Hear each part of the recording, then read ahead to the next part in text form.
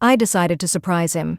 It was our 10th anniversary, and in all those years, I had never once shown up at his office unannounced. Tom's firm, a sleek, modern world of glass and steel, was his kingdom. My world was quieter. The hushed aisles of the library where I worked, the warm comfort of our home, the pages of my books. He always said he liked it that way. He'd come home from his high-stakes world of architecture and finance and tell me I was his sanctuary, the calm in his storm. So, on this sunny Tuesday, I took the afternoon off. I bought a small, beautifully wrapped gift, a rare first-edition book on architectural history I had spent months hunting down for him. I felt a little thrill of rebellion, of breaking our unspoken rule. I pictured the look of surprise on his face, the smile that would light up his eyes when he saw me standing there. The lobby of his building was intimidating. It was a vast, echoing space with a soaring ceiling and a giant, abstract sculpture. Everything was polished marble and gleaming chrome. At the center of it all was a long, white desk, behind which sat a young woman with a headset and a perfectly polite, professional smile. "Good afternoon," she said, her voice crisp. "How can I help you?" "Hi," I said, my own voice feeling small in the cavernous room. "I'm here to see Tom Miller. I'm hoping to surprise him for lunch." The receptionist's smile didn't falter. She typed something into her computer. "I'm sorry, ma'am, but Mr. Miller is not available for unscheduled appointments. Only authorized visitors are allowed on the executive floor." "Oh," I said, feeling a little foolish. Of course there were rules. "That's all right. I'm his wife. I can just wait for him." I said the word wife with a quiet confidence, the way I had 1,000 times before. It was a fact, a solid, unshakable part of my identity. But the receptionist's reaction was not what I expected. Her polite smile faltered.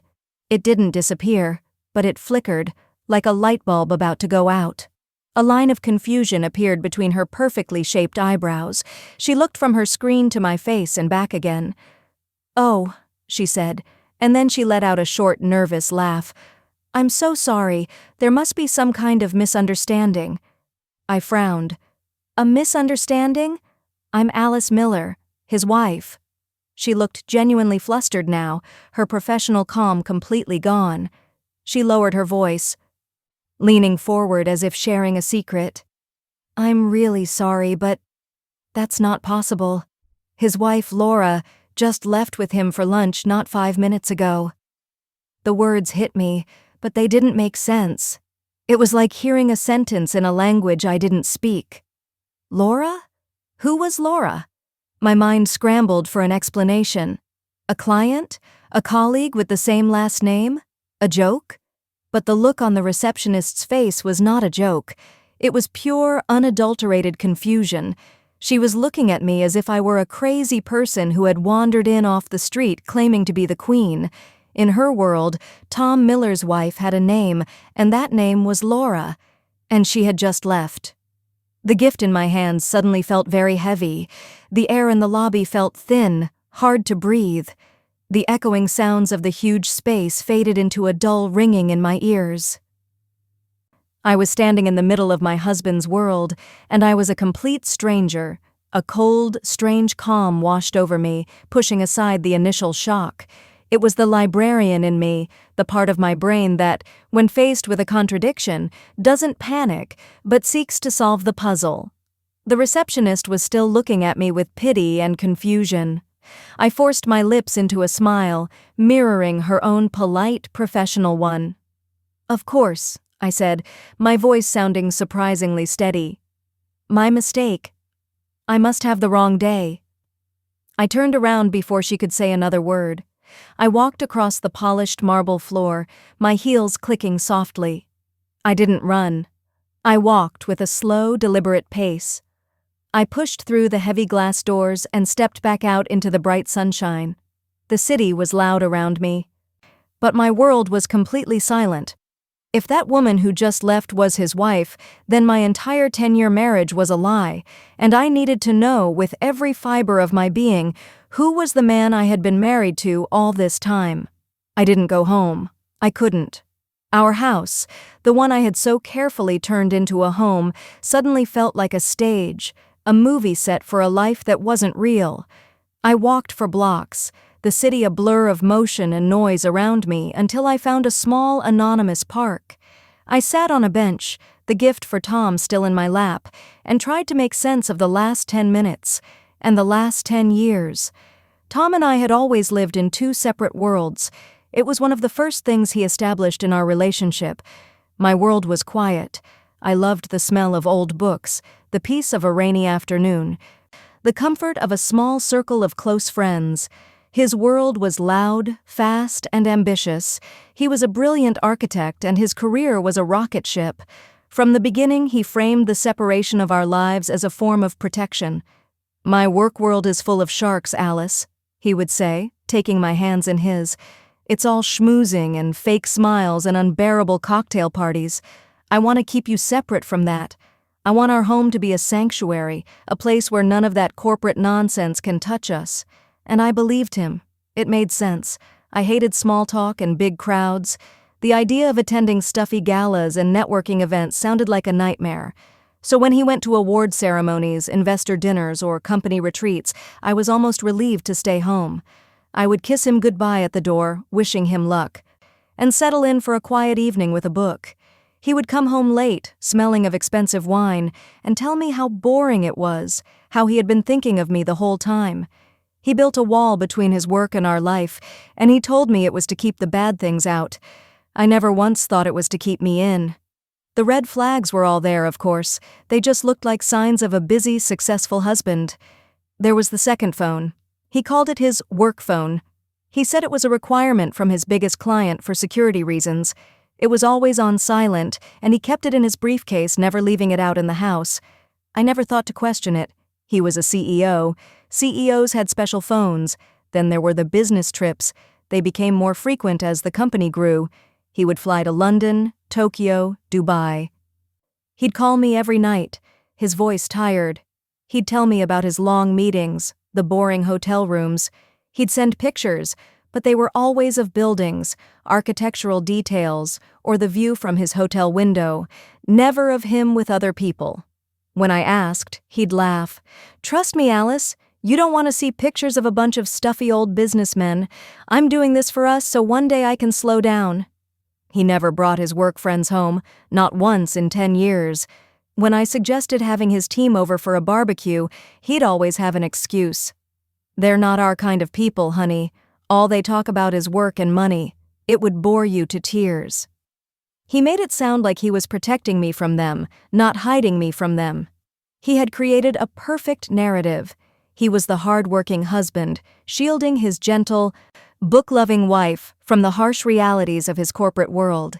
He made me feel cherished and protected, but sitting on that park bench, the words of the receptionist echoed in my head. His wife, Laura, just left with him. Laura. The name felt sharp and foreign. Laura went to the office. Laura went to lunch with him. Did Laura go to the galas?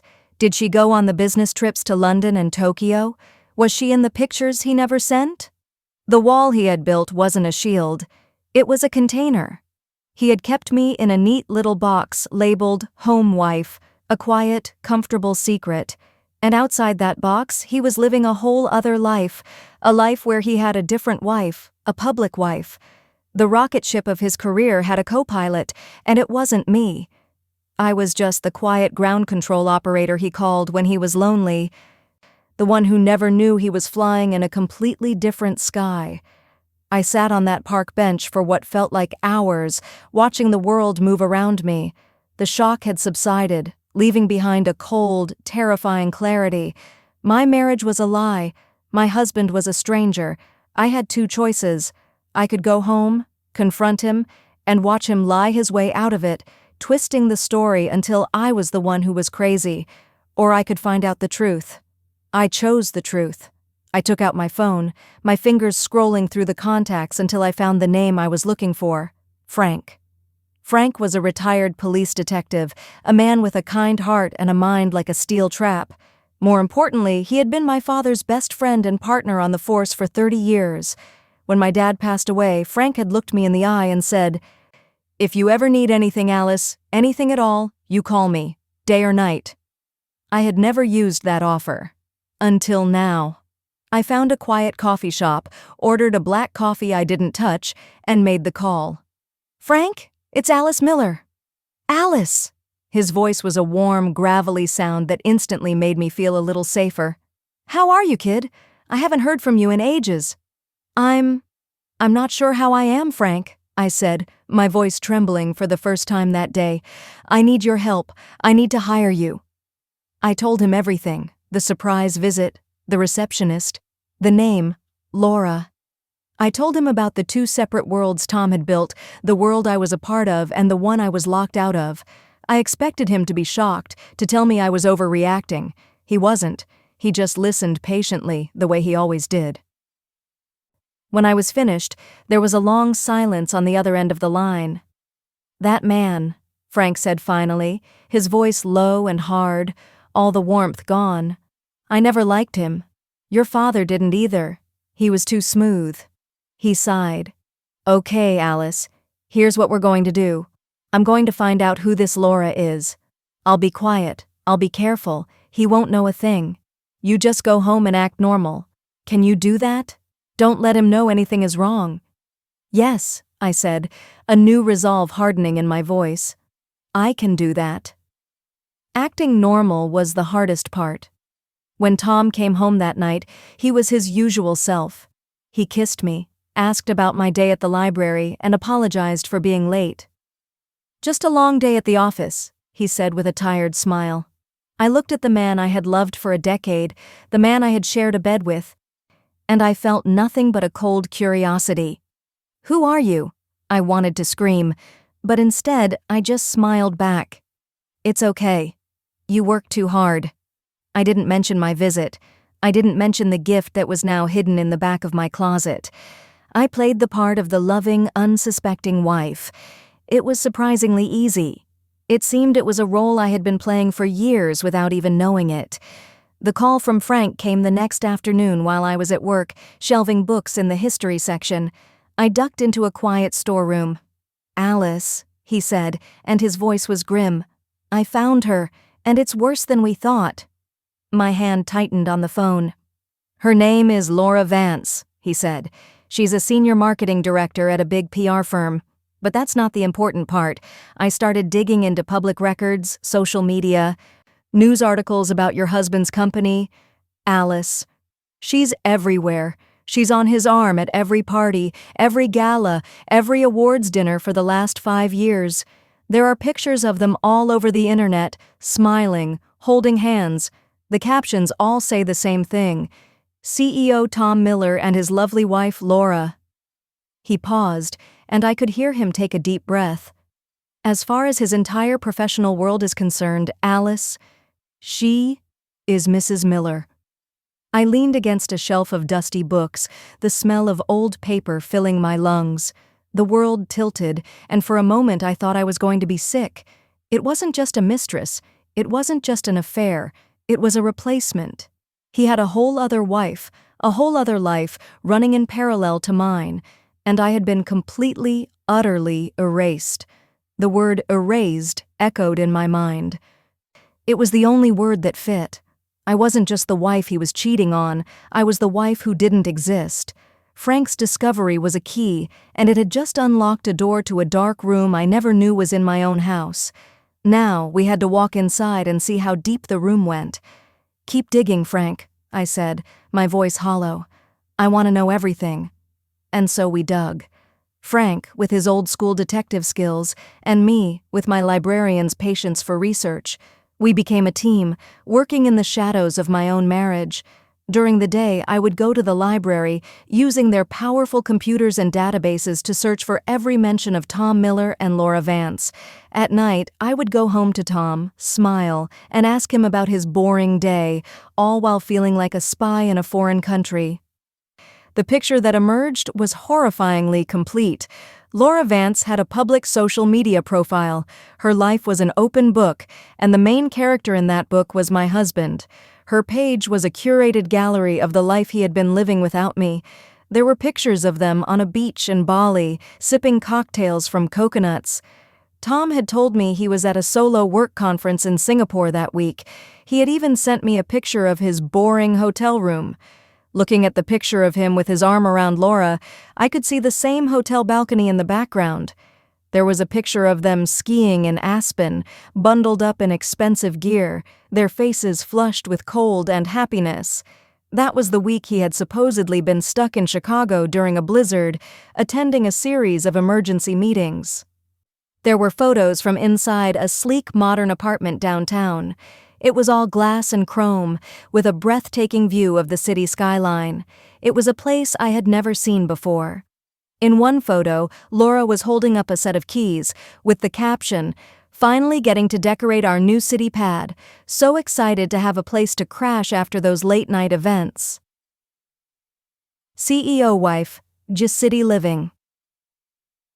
Our new city pad. The words were like a punch to the gut. He didn't just have a second life, he had a second home. Every post, every picture, every smiling selfie was a dagger. They were celebrating their anniversary, on a completely different date from ours. They had a dog, a golden retriever named Max, that I never knew existed. They had a circle of friends, other powerful couples who left fawning comments on their photos. "You two are perfect together. Power couple." I was a ghost. I was the secret in the attic, the first wife in a Gothic novel. My quiet life, my home, our 10 years of memories, it was all a lie. It was his side project, his comfortable, no-fuss domestic arrangement, while his real life, his shiny public life, was happening somewhere else with someone else. The emotional low point, the moment the floor truly fell out from beneath me, came a week into our investigation. Frank called me, his voice heavy. "Alice, I've been looking into that apartment downtown," he said. I pulled the property records. I held my breath. "It's a lease, not a purchase," he said. "But that's not the important part. The lease agreement is in 2 names. He paused. Tom Miller and Laura Vance. It was one thing to see pictures. It was another to see their names, legally bound together on a document. "There's more," Frank said, his voice even grimmer. "I have a contact at the bank, a favor from an old case. I had him run their names. They have shared bank accounts, Alice, a joint checking account, a joint savings. He's been funneling money into them for years." That was it. That was the moment the last bit of hope died. This wasn't just a long-term affair. This was a partnership, a second, fully fledged marriage, complete with a shared home and shared finances. He had built an entire parallel life, brick by brick, lie by lie. I sat there in the silence of the library storeroom, surrounded by books filled with stories of fiction. None of them were as unbelievable as my own. The grief and the heartbreak were there, a deep, crushing weight. But underneath it, something new was beginning to grow. It was a cold, hard, and beautifully clear anger. He hadn't just broken my heart, he had made a fool of me. He had stolen 10 years of my life, and I was going to make him pay for every single second. The anger was a clean, cold fire. It burned away the shock and the grief, leaving behind a sharp, diamond-hard resolve. I wasn't a victim anymore. I was a woman with a mission. Tom had built an empire on a foundation of lies, and I was going to be the earthquake that brought it all down. But I knew that just exposing his double life wasn't enough. He was a master manipulator. He would spin a story, paint me as a jealous, unstable wife. He would survive the scandal. Laura, his public wife, would stand by him, and the world would move on. No, I needed more. I needed something that couldn't be spun or explained away. I needed leverage. "Frank," I said on the phone the next day, my voice devoid of any of its previous tremor, "I want you to stop looking into his personal life. We have enough. I want you to start looking into his business." "His business?" Frank asked, surprised. "What for?" "A man who builds a life this complicated, this full of lies, makes mistakes," I said, the words coming to me with absolute certainty. "He's arrogant. He thinks he's untouchable. I want you to find his mistakes, Frank. I want you to find his Achilles heel." Frank understood immediately. He shifted his entire investigation from Tom's heart to his wallet. He began the painstaking process of digging into the finances of Miller Architecture. It was a slow, tedious process. Tom was smart, and his company's official books were clean. But Frank was relentless. He was an old-school detective who knew that every story has a beginning, a middle, and an end, and that the money always tells the truest version. For weeks, I continued my performance at home. I was the perfect, oblivious wife. I made Tom his favorite dinners. I listened to his fabricated stories about his stressful work trips. I smiled and nodded in all the right places. It was like being an undercover agent, living deep within enemy territory. Every polite smile felt like a victory, every shared meal a strategic maneuver. I was gathering emotional intelligence while Frank gathered the hard data. The breakthrough came on a rainy Thursday afternoon. Frank called me and told me to meet him at our usual coffee shop. He was sitting in a booth at the back, and when I slid in opposite him, he pushed a thin, plain manila folder across the table. "You were right, Alice," he said, his voice a low, satisfied rumble. "He's arrogant, and he's a thief." I opened the folder. Inside were copies of bank statements, wire transfers, and invoices. It took Frank a moment to explain it to me, but the scheme was deceptively simple. To fund his extravagant double life, the downtown apartment, the vacations to Bali, Laura's endless supply of designer clothes and jewelry, Tom needed more money than his official salary provided. So he had started stealing from his own company. He had created a series of shell companies. They had official-sounding names like Global Design Consulting and Structural Solutions, Inc., but they were nothing more than P.O. boxes and bank accounts. Then, he would create fake invoices from these companies for consulting work that was never done. He would approve the payments himself, and the money would flow from his company's accounts into the accounts of the shell companies.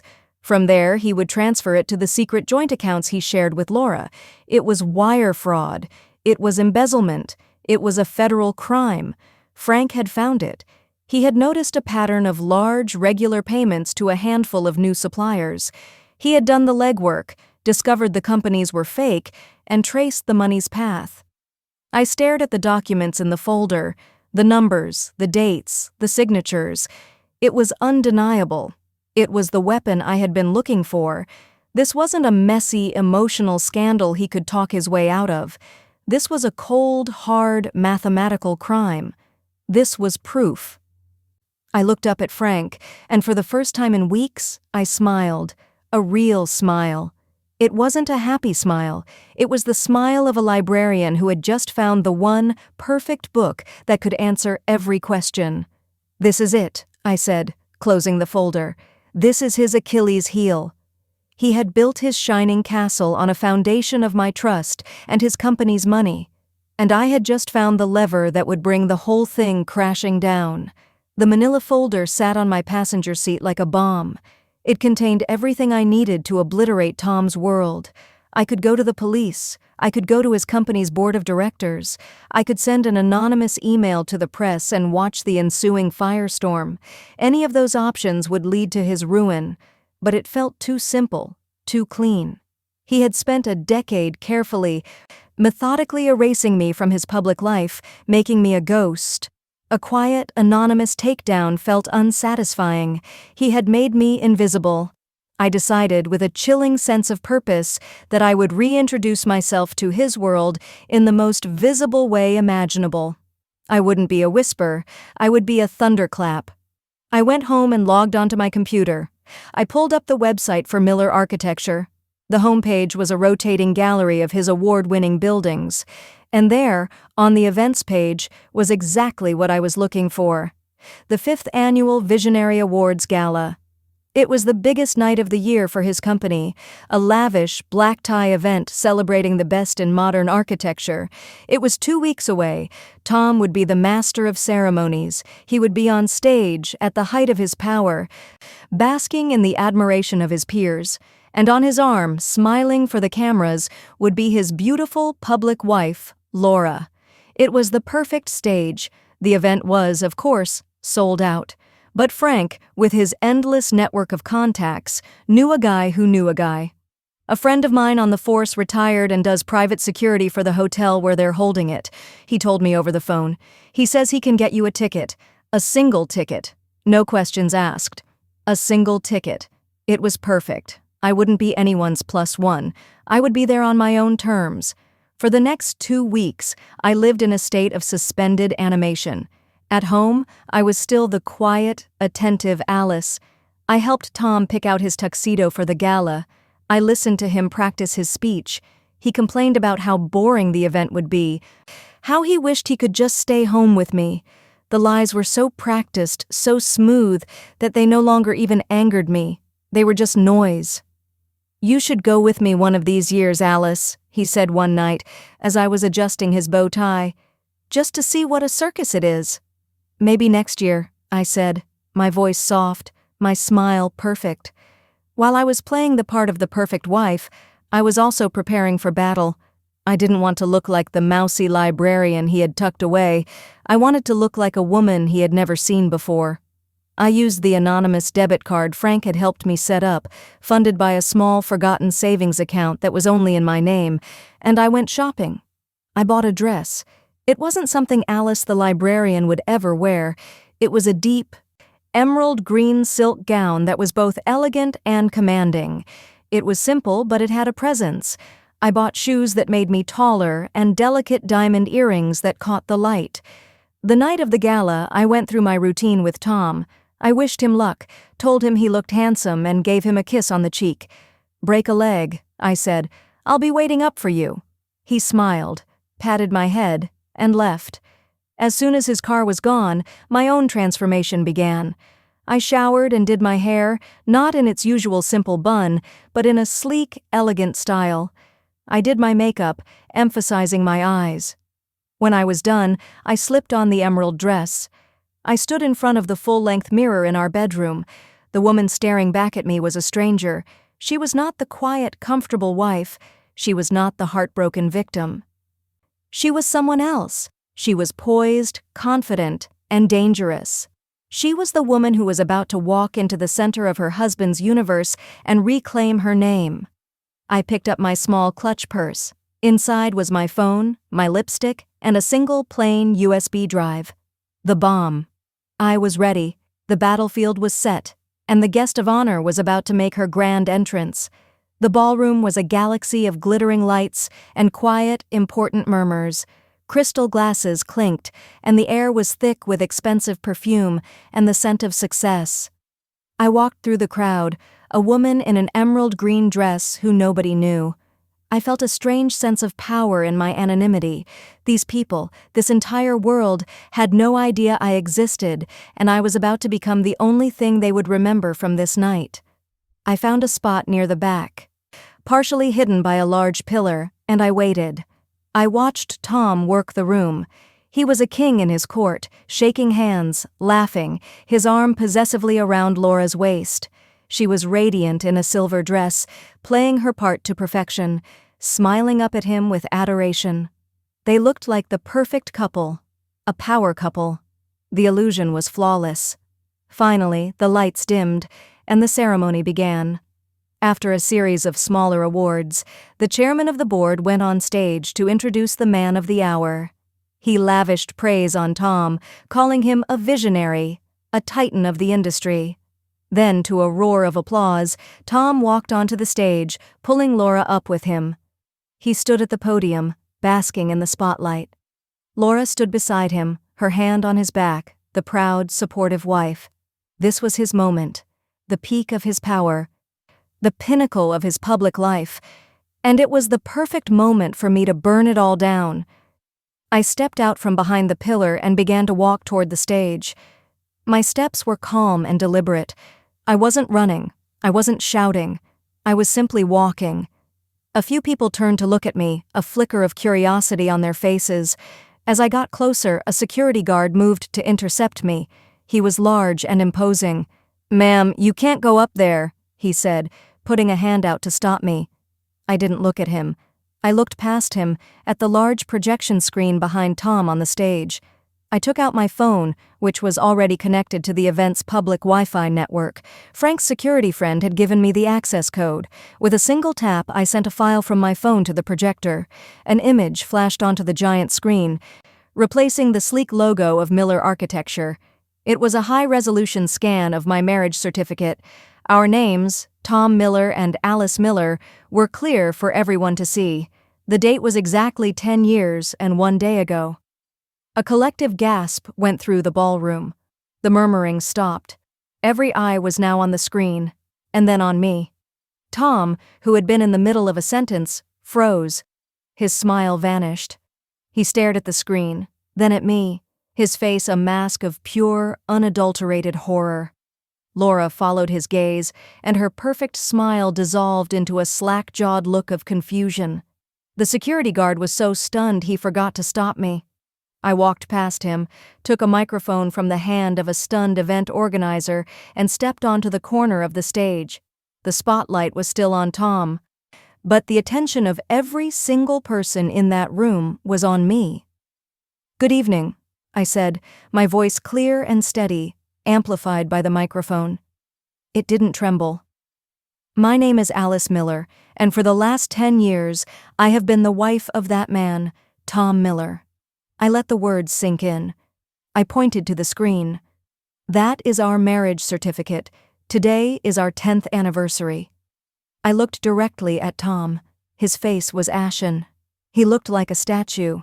"For 10 years, I continued, my voice ringing with a terrible calm, I have been his quiet, supportive, and, as it turns out, secret wife. While he was building his empire, he was also building a second life. A life that I, and it seems many of you, knew nothing about." I paused, then delivered the final blow.